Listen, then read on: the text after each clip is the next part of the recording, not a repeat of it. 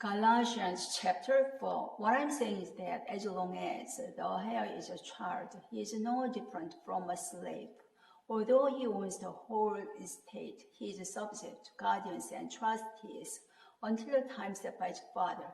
So also when we were children, we were in slavery under the basic principles of the world. But when the time had fully come, God has sent his Son, born of a woman born under law, to redeem those under law, that we might receive the full rights of sons.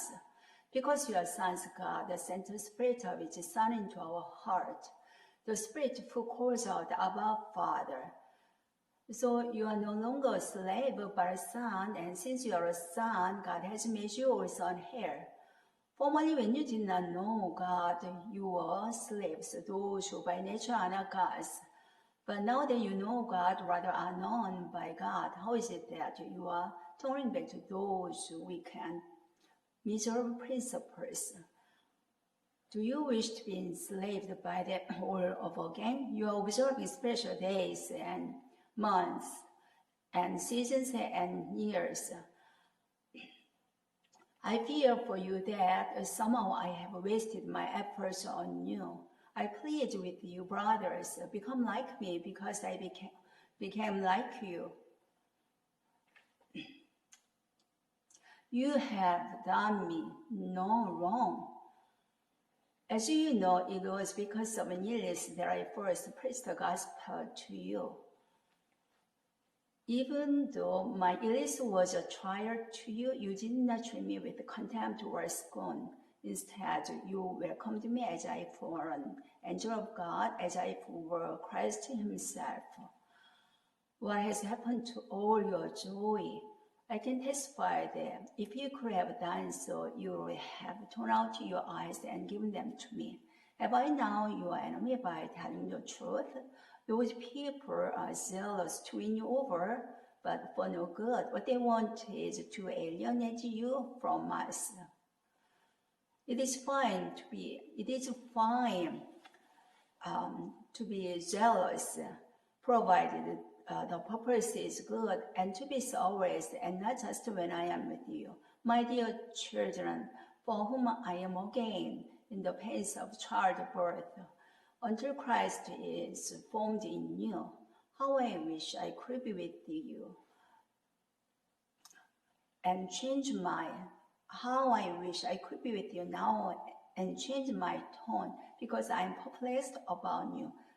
Tell me, you who want to be under the law, are you not aware of what the law says?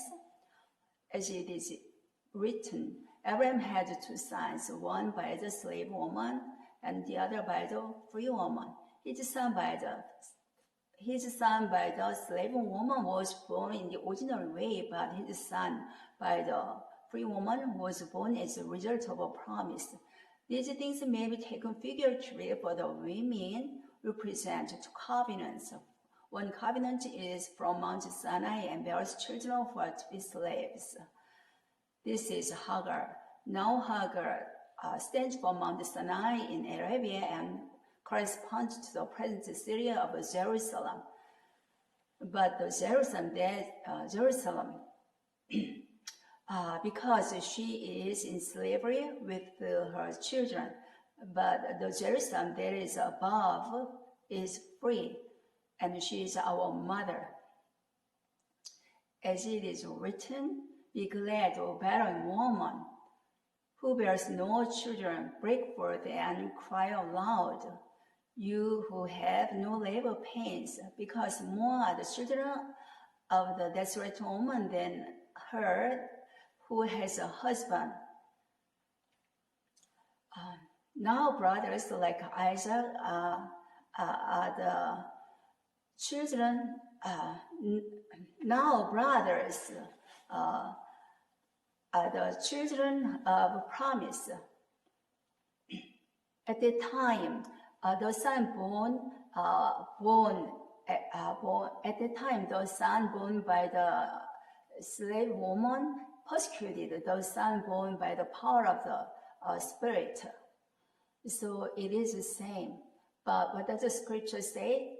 Get rid of get rid of the slave woman and her son, because the slave woman's son will never share in the inheritance with the free woman's son. Therefore, brothers, you are not the children of the slave woman, but of the free woman.